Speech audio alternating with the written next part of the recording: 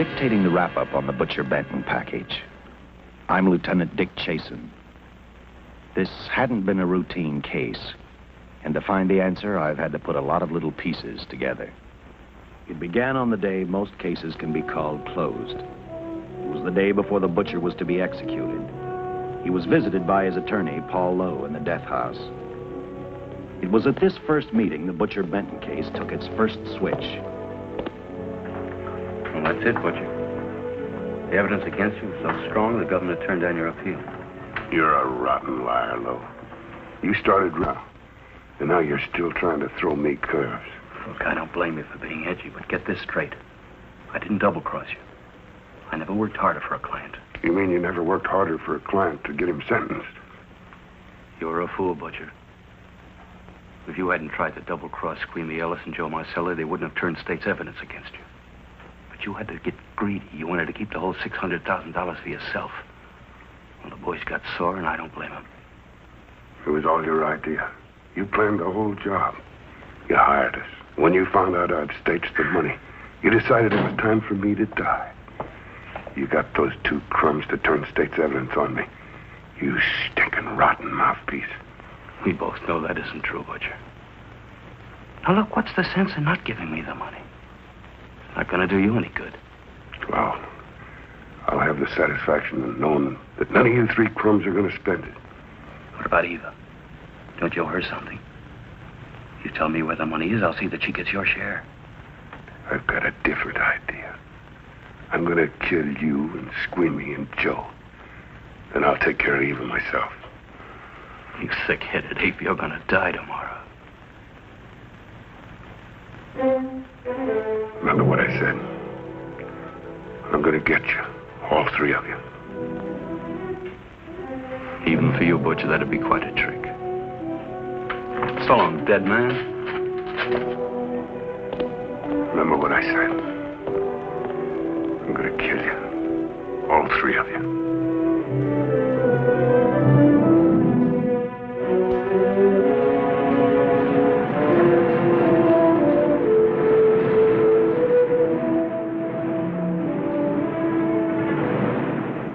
Back in Los Angeles, two men sat in a bar room listening to a newscaster tell his headline story. He played up big the butcher's threat to kill Paul Lowe, Squeamy Ellis, and Joe Marcelli for their having turned state's evidence against him. Squeamy Ellis didn't seem happy over the butcher's threat. Neither did Joe Marcelli. But they had figured, once a dead man, always a dead man. But this was one time everyone was in for a surprise, including the entire police department.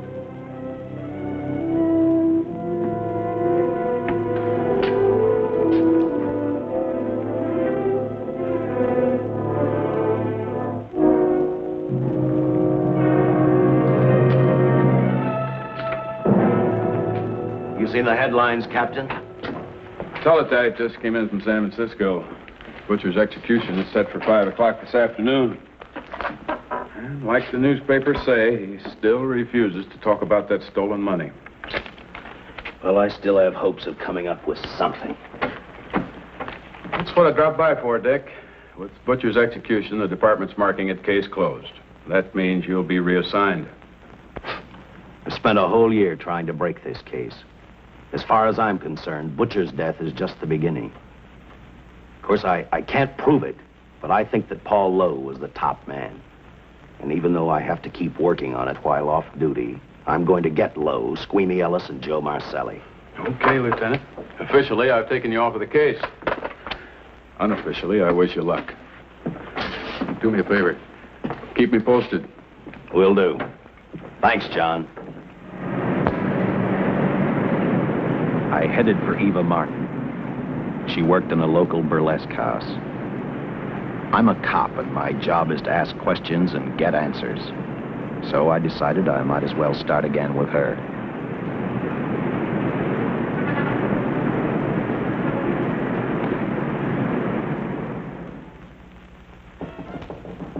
Come in. Oh. What do you want? I'd like to talk to you. Talk? You're a cop, aren't you? That's a good question. I can't even find a 3-ton armored car, let alone the $600,000. And I've been on the case a year. I've told you, and I've told you, and I've told you. I don't know anything about the money. I never did. Benton's gonna be dead in a little while. I thought it might make a difference. I never knew anything about the money. Call me dumb. I didn't even know Charles was in the rackets until the trial. Now, take it easy, kid. You're on, Eva.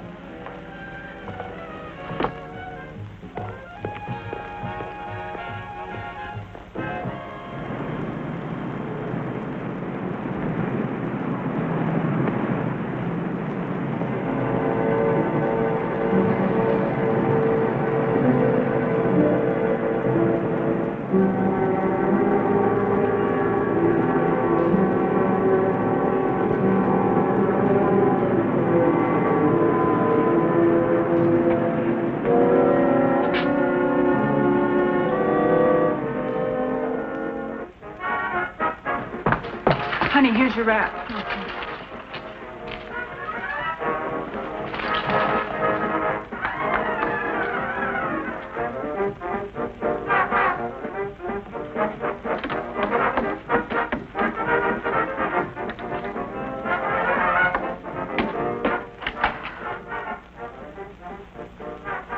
A few moments ago, Butcher Benton, without revealing the whereabouts of the $600,000 stolen in the armored car holdup, paid for his crimes against society in the gas chamber at San Quentin.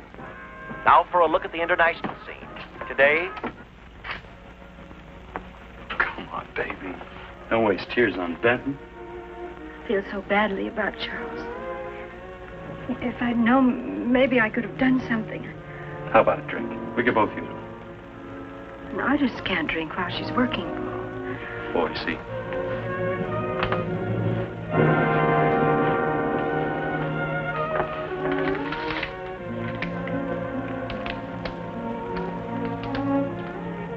What's that? Well, now what's the matter? The message from Charles. He told me to open it if he died. Finale, Eva. All right. How about a steak after the show? No, thanks. Not tonight, Paul.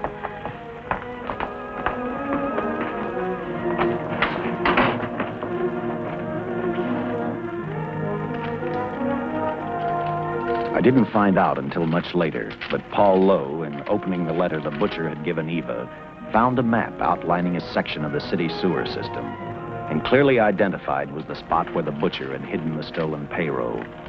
He replaced it with a $50 bill. I guess he figured $50 to gain $600,000 was not a bad day's work.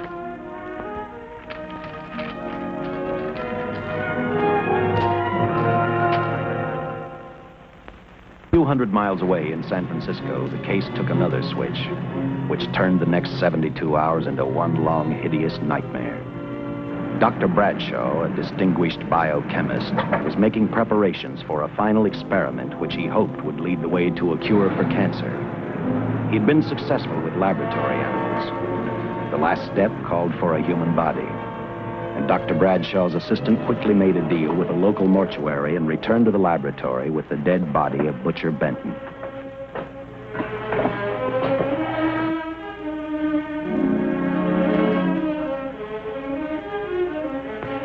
You made good time. Well, I didn't waste any. Any trouble?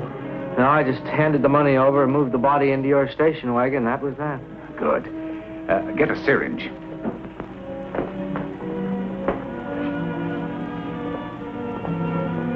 He's in good shape. Well, I hope so. We'll get other blood samples later. We'll run this one through fast. Right. Now wheel him into the machine and then raise him. Right.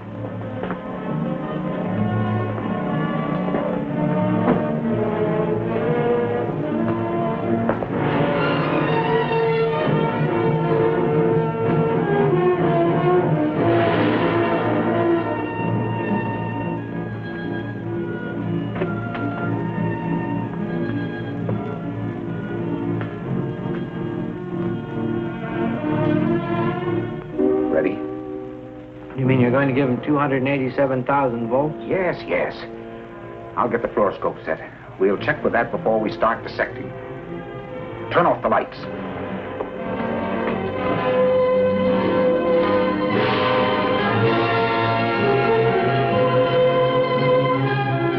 There you are, old boy. If you respond properly and my theory is sound, you'll be more famous dead than alive. Throw the switch.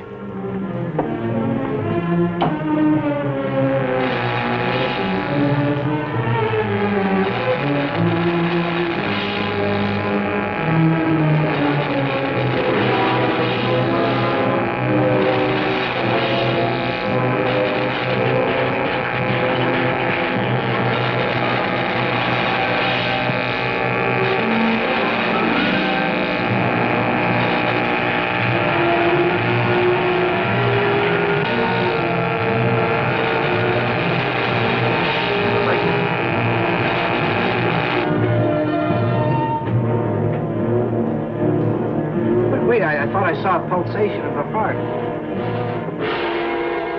You're right. Dr. Bradshaw is beginning to breathe. You've brought this man back to life. No. The heart muscle has simply responded to a terrific electrical shock, that's all. Yes, but it does prove that the cells still function. Dr. Bradshaw, he is alive. A shock reaction, it can't last. His cells are multiplying now, if your theory is right. We could keep that reaction going longer. But it's worth a try. Get the body out.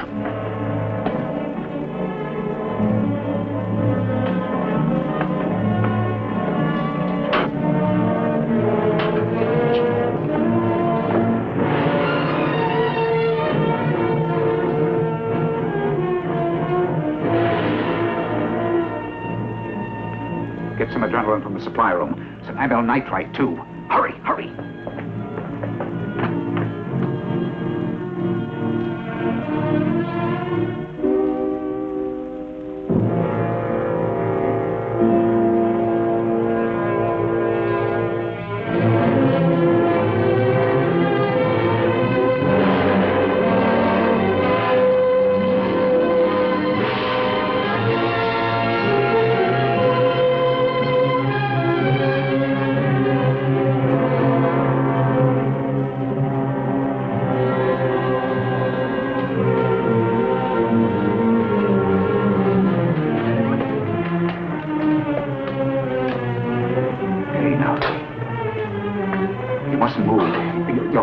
Stand the strain.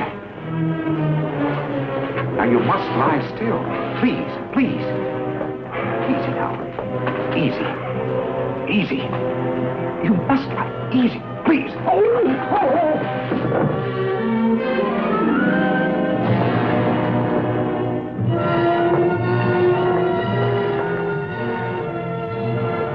Dr. Bradshaw's experiment had given life back to the butcher. He tried to talk, but the electrical voltage had burned out his vocal cords. Yet it hadn't destroyed his brain. He knew who he was.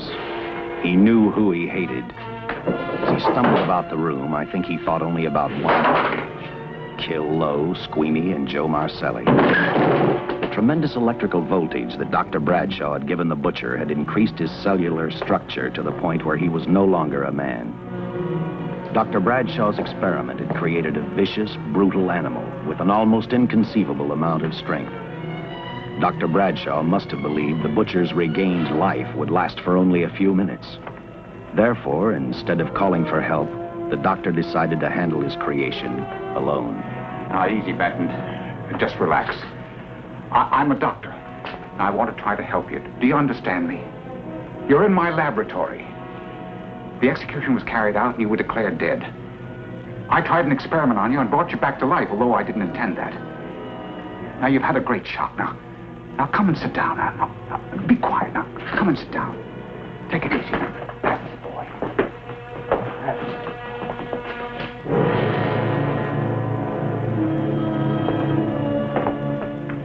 Careful. His reactions are violent.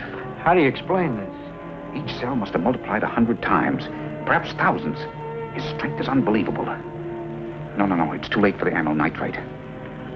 I want to get some blood samples, make some tests on him, find out what's happened. Get me a syringe.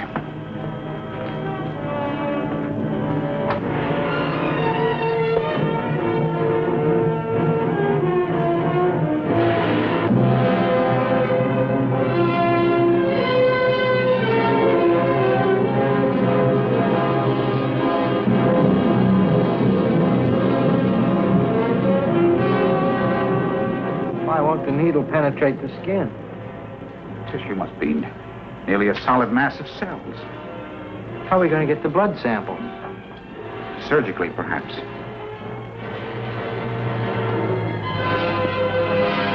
Now, easy. Take it easy.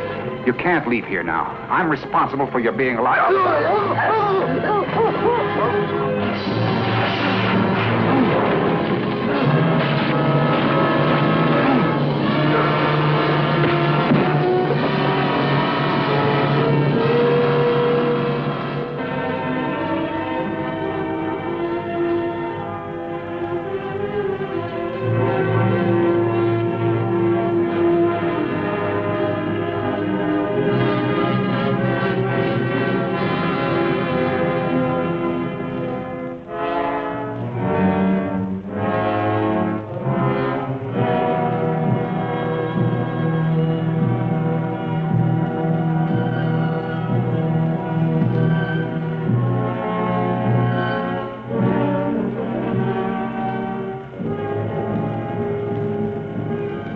Towards the end of this case, Captain Lauder and I found out the doctor and his assistant had been murdered.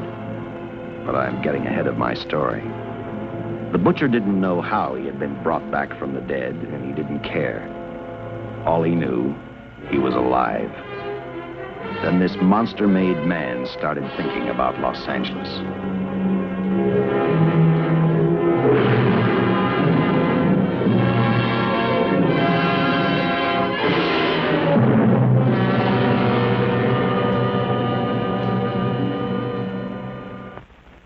On that very in Los Angeles, I decided to stop playing detective for a little while. I went to the burlesque house to ask Eva to have dinner with me. After all, the butcher was dead, and if I got lucky, sooner or later, I figured Paul Lowe would lead me to the stolen payroll. In a way, that possibility made me even feel better. It's not fair to watch the show from backstage. Next time, I'll pay admission. I take it by that remark you like my routine. Yeah, you're pretty good. What I can't figure out, though, is why you stay in a place like this. It shouldn't be hard for someone like you to get a job in a class spot. If you weren't a detective, I'd be willing to bet with a line like that your next remark would be, how about dinner? Well, not exactly dinner, but a hamburger might be a good idea. If you're asking in an official capacity, I can't say no. I'm off duty. For the past 6 months, all I've ever called you is Lieutenant Chasen. Do you have a first name? Dick. Give me 10 minutes for a quick change, because you just made yourself a date, Lieutenant. I mean, Dick.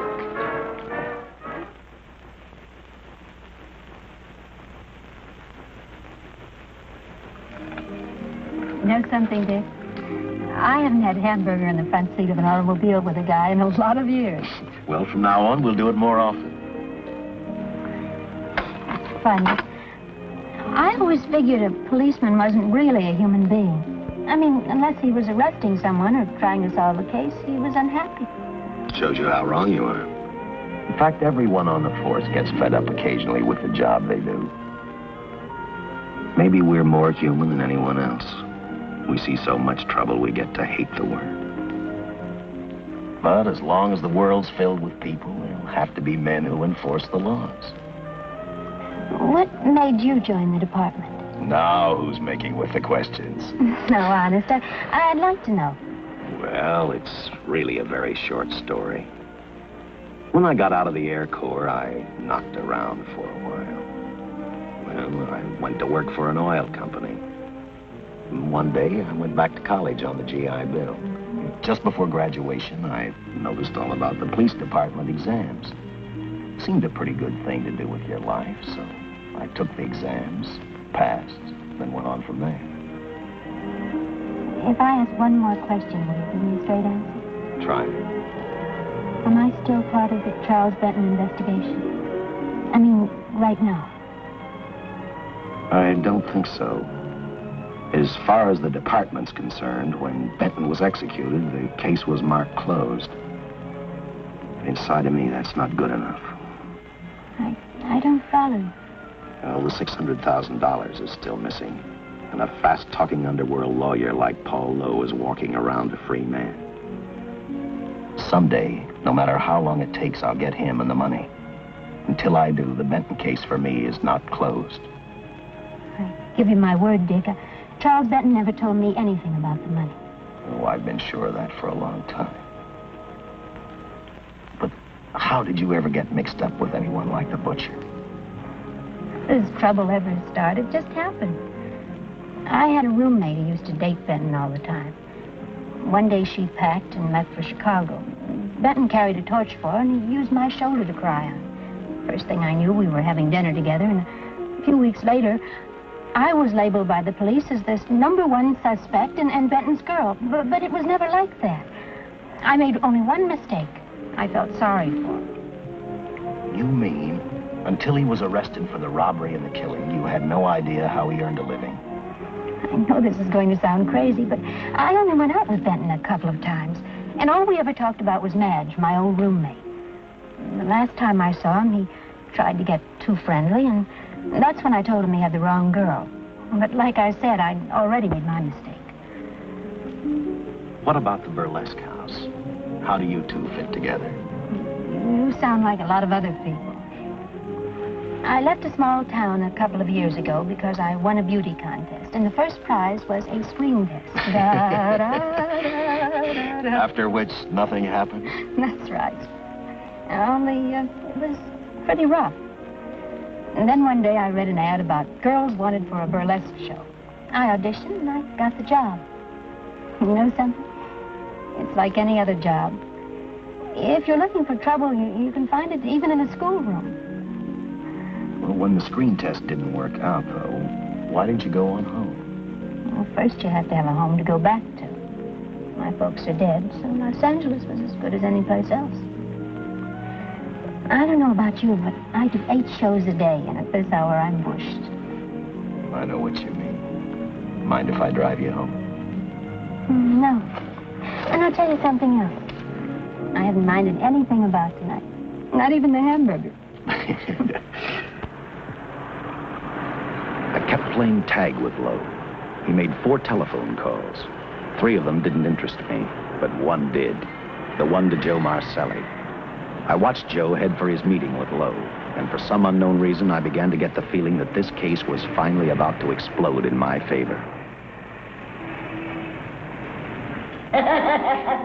You see what I mean? Well, look at that, will you? I see him stagger on 2 legs, but he's doing it on 4. Shut up, you flea bag. Well, look who's calling names. At least I ain't a squealer, a stoolie. I warned you before. All right, Harry, that's enough. I'll take care of him. I want to talk to him. Okay, Mr. Lowe. But any future business you've got with this psycho, take care of it upstairs in your office. You keep showing around here, sooner or later he's going to get slugged, cripple or no cripple. All right, shut up, Joe. Sit down.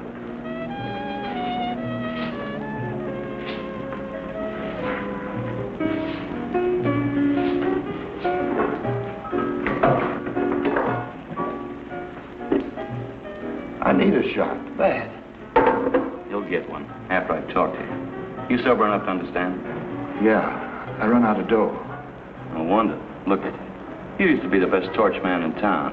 Now, I don't think you could crack a safe if you knew the combination.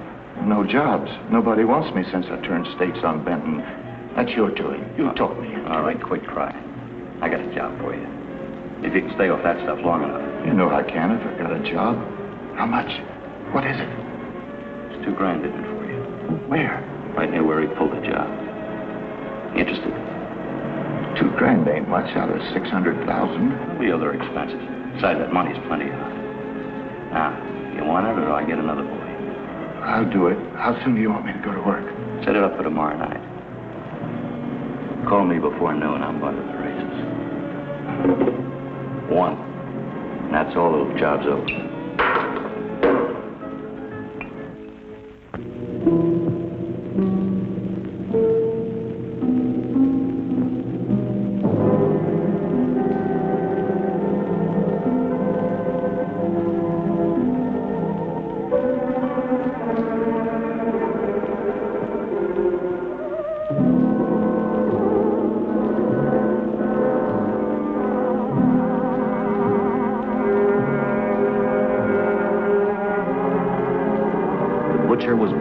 Slowly toward Los Angeles. He'd traveled through wooded hills to prevent being seen by anyone. Finally, he came to a quiet road. He stopped to get his bearings. And then he saw her. He saw something else. An automobile. For the butcher, that rang a bell. With a car, he knew by the next afternoon he'd be in Los Angeles in plenty of time to catch up with the 3 men who had double-crossed him.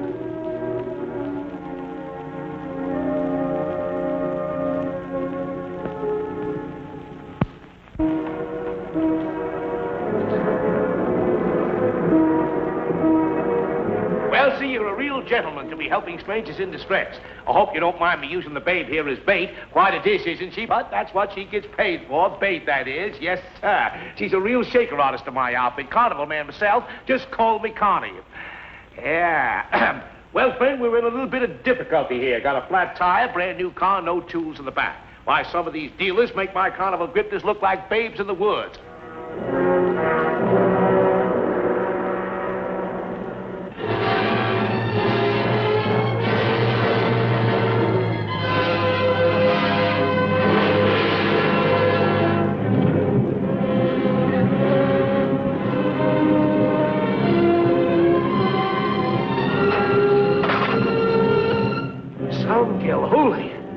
Say, who you with, Fred? Let it down. Let it down.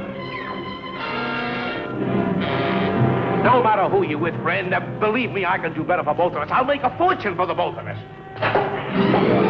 Oh!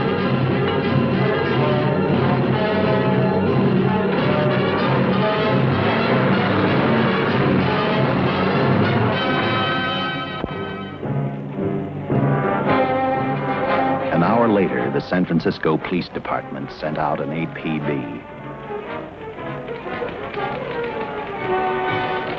Squads were sent to various parts of the countryside.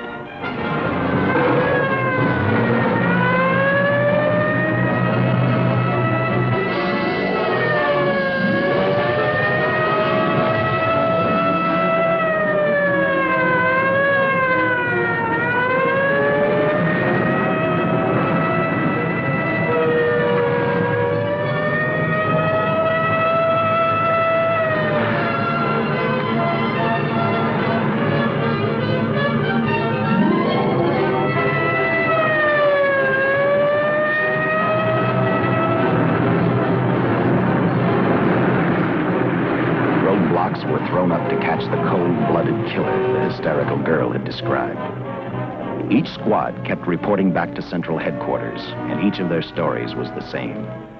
So far, none of them had spotted the car the killer was driving. Orders were given to shoot to kill, because from the girls' further accounts, they realized they were dealing with a maniac.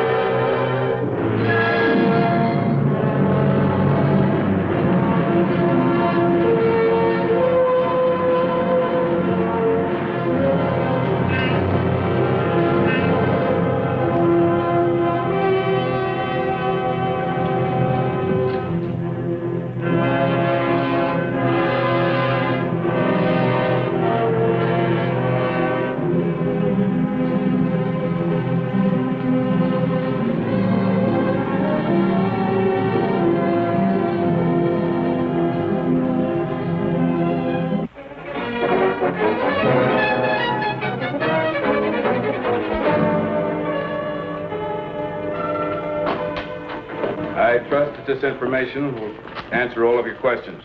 If I can be of any further service, let me know. Sincerely, J.I. Louder, Captain Police, L.A.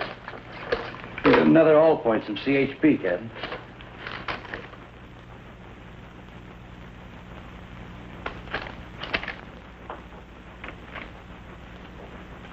These reports sound like they come from a bunch of loonies. Sure do. There it is. Sergeant. Yeah. I want Lieutenant Chasen to look these over as soon as he comes in. All right, Captain. The next morning, I read the stories of the brutal murder of the 2 police officers. I also read the witness's statement about the bullets having no effect upon the killer. I felt sorry for the witness, and I thought about how easily a person's mind can become confused when suddenly they receive a brutal shock. I didn't believe a man existed who could not be stopped by a slug from a .45. Good morning, Captain. You and the rest of the force are going on 24-hour duty. Seen the headlines? You mean this guy that's running amok up north? Yeah, the latest report, he's killed 2 police officers. Made a getaway in a green coupe heading south. I've got a hunch this killer's going to be our baby. He could be in town right now. Yeah. You better get started, Lieutenant. Okay. Any new leads on that hold-up money? I think the girl can probably be counted out. If any of the others are wise, they're keeping mighty quiet. Well, let it ride for now. The whole force is going to be on the spot until we catch this killer. Newspapers will have a field day.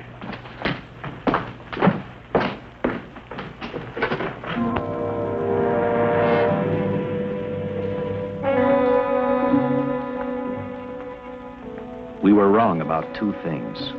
The killer was already in our city, and we didn't know he was Butcher Benton. He headed straight for Eva Martin.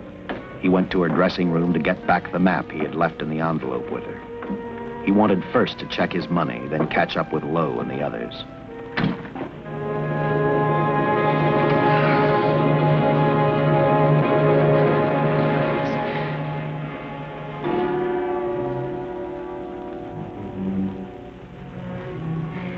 Can't be.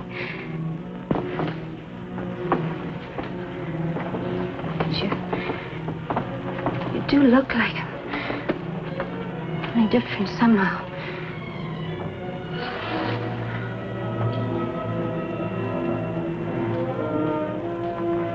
It is you. Why didn't somebody tell me? What's happened, Charles? Those look like bullet holes. Are they?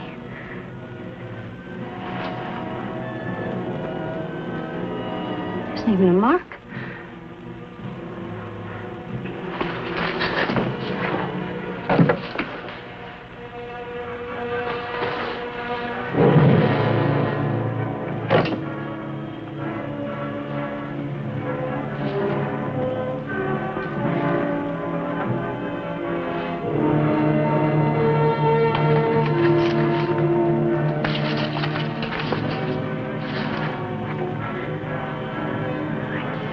I opened it like you told me. I found the $50. I didn't know why you left him. Oh, Paul didn't know why he was here.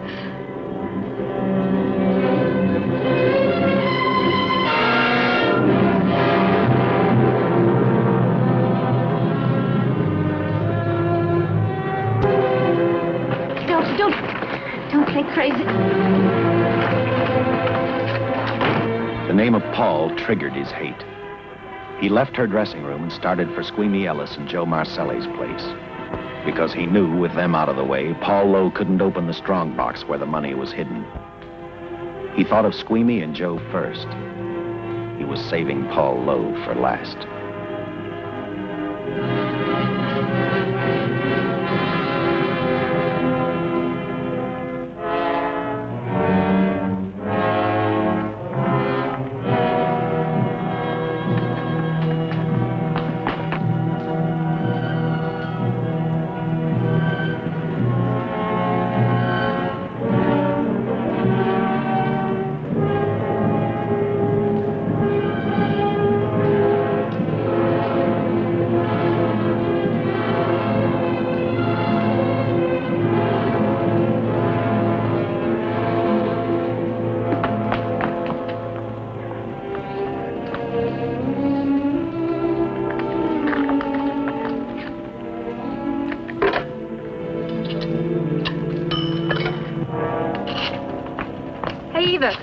your eyebrow pencil?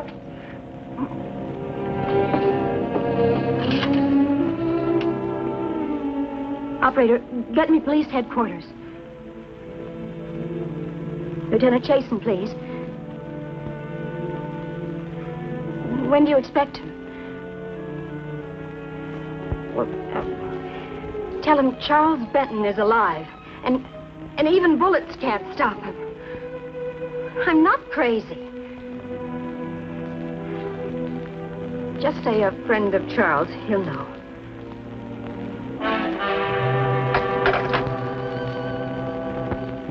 She tried to tell him the butcher was alive and on his way over to kill him.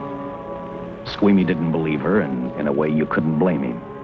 Who in their right mind would believe a man had returned from the dead? What Squeamy actually believed was that the butcher, before his execution, had hired a killer to carry out his threat.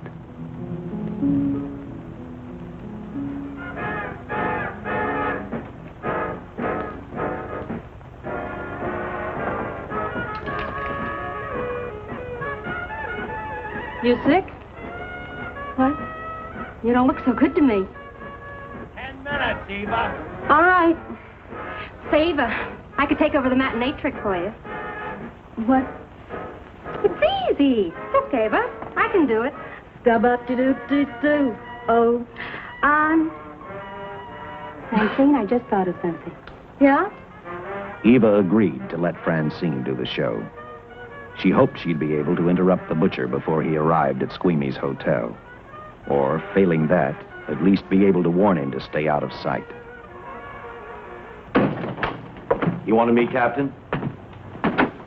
Yeah, I just had a rundown on those fingerprints of the stolen car up north. We got nothing on the driver who was killed or the woman with him. Take a good look at these.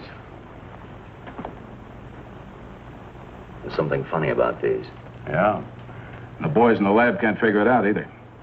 Those are the killers. They were found on the steering wheel. Looked like they'd been stamped in with a steel die. They sure do. These are Butcher Benton's. What? Well, they look the same to me. How do the lab boys explain that? They don't. Their best guess is a twin brother. An identical twin could have the same pattern of whorls with only slight variations. Ever hear of the butcher having a twin brother? No. Even if he did, it wouldn't explain these freak prints. You didn't pick up your message, Lieutenant. Some wacky dame calls you. And she says Charles Benton is alive, and bullets won't stop him. If we buy the twin theory... Who was she? Where'd she see him? Well, she wouldn't leave her name. Sounded kind of hysterical to me. Said she was a friend of the butcher's. Eva Martin. Get over to the Follies and see what that girl knows. Yeah. Some guys have all the luck. I never drew an assignment to the Follies.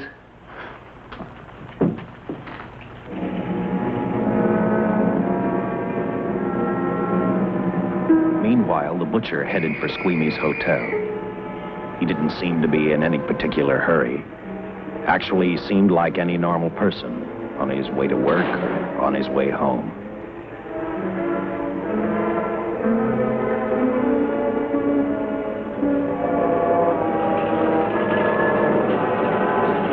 He rode up Angel's Flight, arrived at the top, scanned the hotel building, and then noticed the only exit from Squeamy's apartment, a fire escape.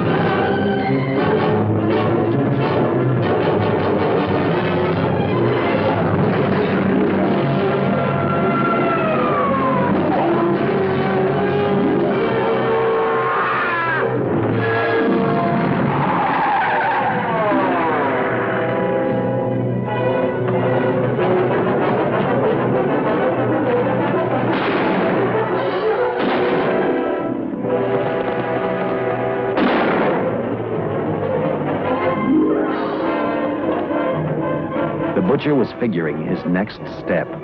And as he looked at the dead cop, he thought about Paul Lowe, the next man on his list. Seen Joe Marcelli? Not since last night when I told him I didn't want him around here no more. Give me a shot.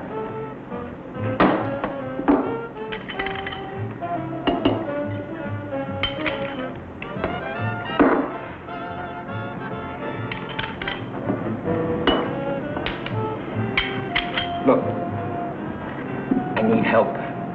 Just found out that Benton's hired a killer to get me. He's after Joe, too. Then drink up and get out. I don't want no trouble around my place. You're a real pal. Drink up and get out, I said.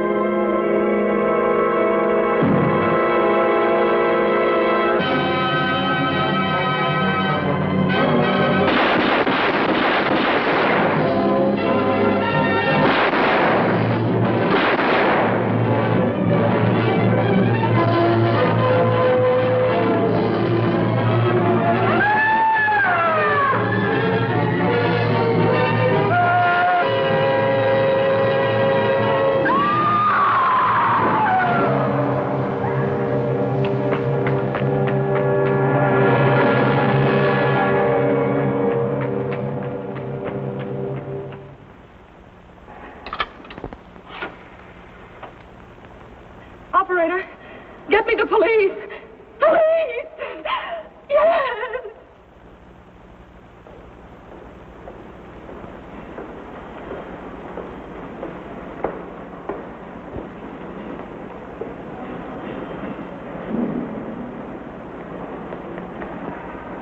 What's happened?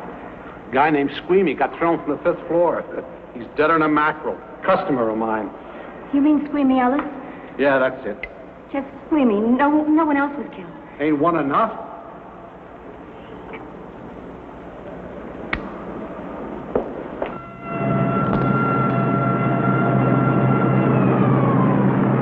I tell you, the bullets never even phased him. He must have been wearing a bulletproof vest. God help us when the papers get a hold of this. Keep an officer on duty here till you hear from me. We'll get a stakeout on Joe Marcelli. I'd like to talk to Joe.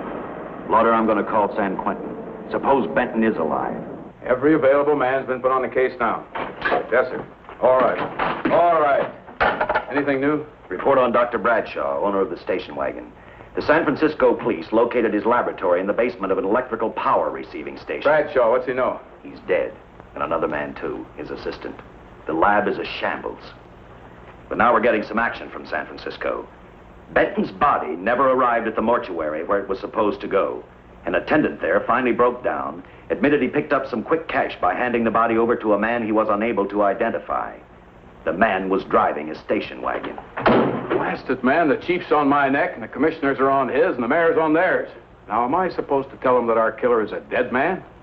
They found a notebook in Bradshaw's lab. It ties his experiments in with a Professor Dwiggins at Caltech.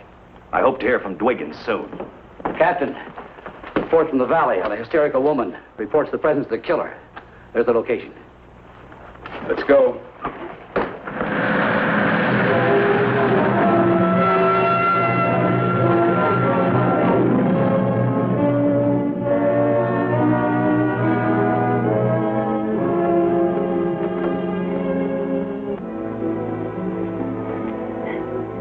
You and your boyfriend had a little fight, and he got out of the car to take a walk.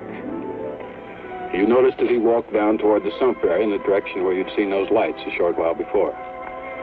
What happened then, miss? Please try to tell us. Well, I just sat there a few minutes, I guess. I was pretty mad. Then there was a loud crash, like heavy metal, sort of, from down here. I got out of the car to get a better look. I heard Jimmy cry out something. I couldn't make out the words. Then down here, in a patch of light, was Jimmy. And coming toward him was this man. Big man. Lifted Jimmy up over his head like he didn't weigh a thing. Jimmy screamed. Just once, before he broke Jimmy's back. I heard it snap that far away. Then I started running till I found this house. They let me use the phone. Thank you, miss. We'll see that you get home now. O'Malley, see that the young lady gets home all right. Paul Lowe, while driving to his office, heard a radio commentator report the murder of Joe Marcelli. And what shocked him most was when the broadcast identified the killer as possibly being the butcher. Lowe headed straight for Eva Martin at the Burlesque Theater. Oh, you gave me a start, Mr. Lowe. What are you doing here? Where's Eva? Oh, I'm taking her place. I'm going to wear her costume. What's it to you? I asked you, where's Eva? Hey, don't get physical. Well, what's your tone of voice, Buster? I told you. Little Eva isn't here. I can see that for myself. Where is she? She's at police headquarters. That's where she is. Yes, sir. No, sir. Captain Lauder is still with the mayor. The killer dropped out of sight. He was last seen in the Hollywood area. Yes, sir. We know he's dangerous. Every angle's being covered. Yes, sir. I'll tell him.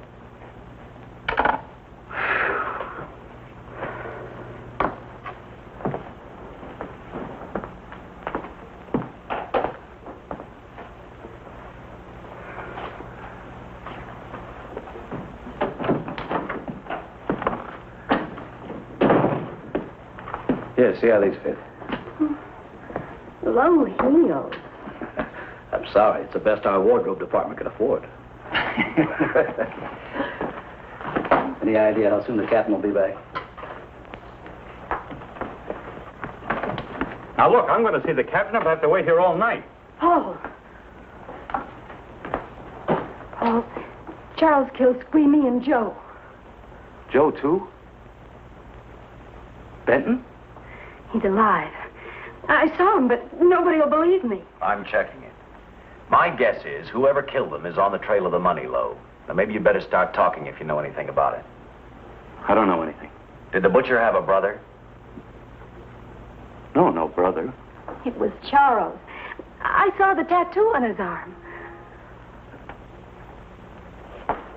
Look, I demand police protection. Where's the money, Lowe? You heard me. I demand protection. I know my rights. We put stakeouts on your office and home. Well, that's not enough. It's enough as far as we're concerned.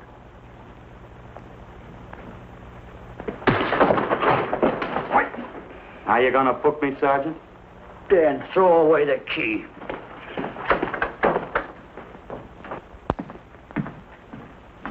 Thank you. Come up with anything yet, Dick? Oh, we've checked every hotel, motel, and rooming house in town. We've run a cross-check on every hangout Butcher ever used. Net results, blank. This is incredible. We not only discover a dead man turned killer, but it's beginning to look like he plays ghost, too. He's somewhere in this city, and if we have to take it apart brick by brick, we've got to get him. I may be way off, but I think Paul Lowe could tell us a lot. Maybe. But it's a cinch he's not going to. Suppose he had no alternative. You better grab some coffee. Your mind's beginning to play tricks on you. No, now, wait a minute. When Lowe came to us for police protection, it was because he was scared stiff the Butcher would add him to the list of Squeamy Ellis and Joe Marcelli. Go on. It figures, too. When he slugged the sergeant, he knew we'd book him right away. Oh, this Lowe's a pretty cute character. But we can play the same game. You mean we'll threaten to release him? Well, not exactly. You tell him you realize that he was excited, that throwing the punch was accidental. Tell him we're not going to make a charge, that he's completely released. Lieutenant, you know we can't do that. Lowell made his first mistake when he hit the sergeant, and that'll get him a year. As far as the department's concerned, at least it's a small victory. If my hunch is right, Lowe won't want to be on the streets with the Butcher looking for him. And he may talk, and talk a lot. Enough maybe for us to get rid of him permanently. Even lead us to the Butcher. If he's frightened enough, that might work. But if it doesn't... No, Dick, I'm not going to release him. I want him out of my way so bad I can taste it, but not bad enough to be responsible for getting him killed. The good thing about that, Captain, is the fact we know it, but Lowe doesn't. Let's give it a try. All right, Lowe. Come on out. I think you'll find everything in there. You're free to go, Mr. Lowell. Wait a minute. Who do you think you're kidding? You arrested me for assaulting an officer. Court, I'll plead guilty. With luck, I might get off with 6 months. For a lawyer, you're forgetting a very important point. If no charge is made, there's no trial. It was a tough day for everyone. We figured your nerves were on edge, and when you threw the punch, you didn't know what you were doing. I've squared everything with the sergeant. It's all over, all forgotten. Yeah? Why'd you bring a stenographer? Simply because I wanted a record of our conversation at the time of your release. Okay, Lowell, let's go. Oh, wait a minute. Once out on those streets and I'm a dead man. If you let me go, you'll be responsible for murder. Oh, come off it, Lowe. You're imagining things. You know the Butcher threatened to kill me. If you set me free, he'll do it. Well, that's just a risk we'll have to take. But the way I look at it, Mr. Lowell, you'll be okay. Look, Captain, I'll make a deal with you. You keep me here, and I'll tell you how to recover the money. Maybe even catch the Butcher. No deals, Lowell. You'd probably tell us anything just to stall for time. Come on, let's get out of here. Now, wait a minute.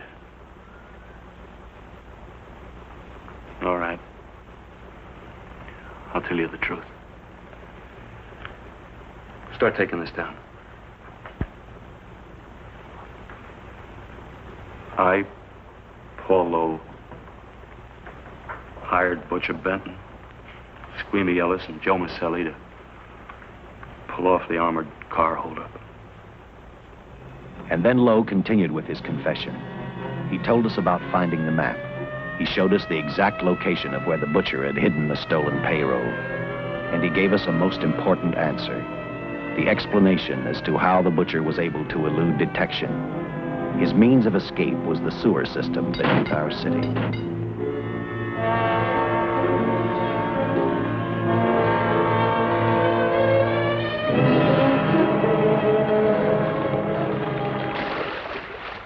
The department went to work fast. Every police squad in the city was detailed to cover a specific area. Every entrance and exit to the Los Angeles city sewer system of 700 miles was covered. Captain Lauder and I, along with several other squads, headed for the entrance where, according to the map, Butcher had hidden the money. Our job was to stop him, and that made me think of one specific question. When we found him, could this monster be stopped? I, for one, wasn't sure.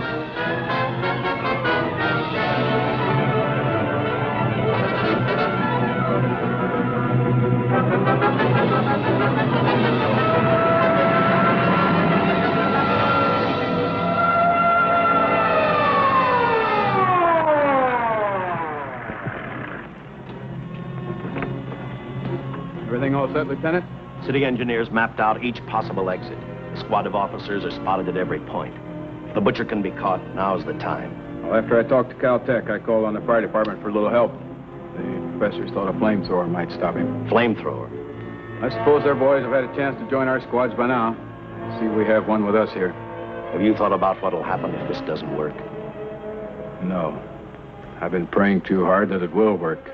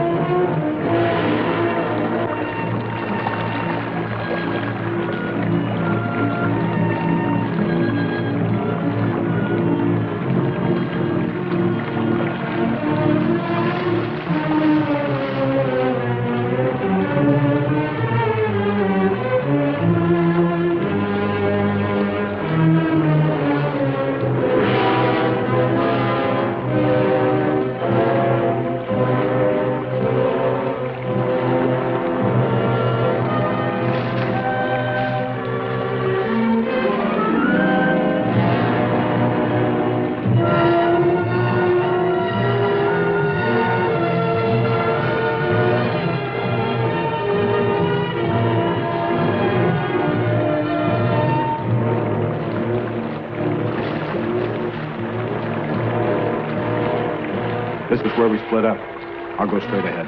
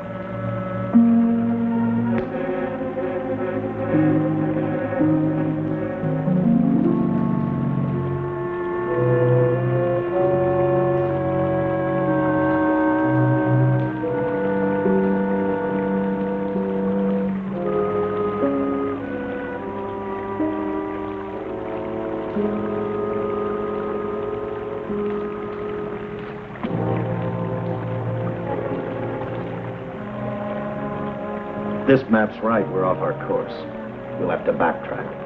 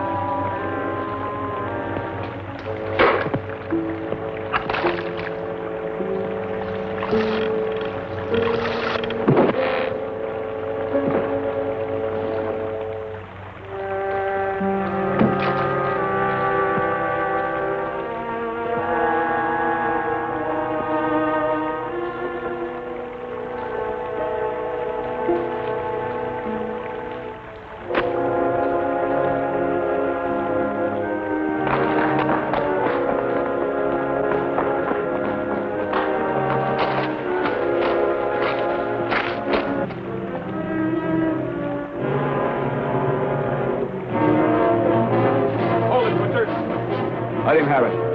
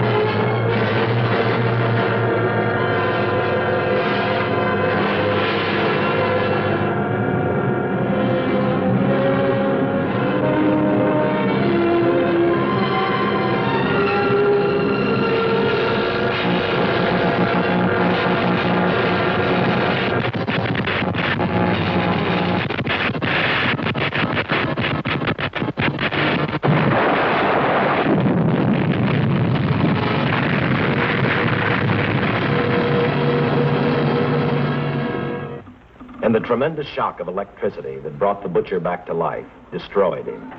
The $600,000 stolen in the armored truck robbery has been recovered. Case closed.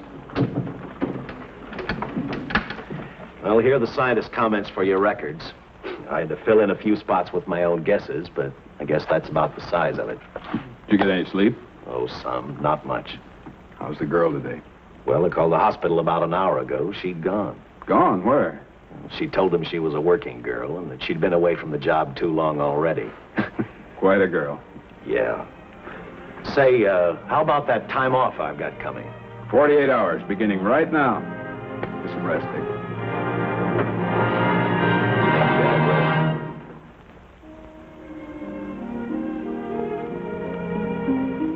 something, Dick?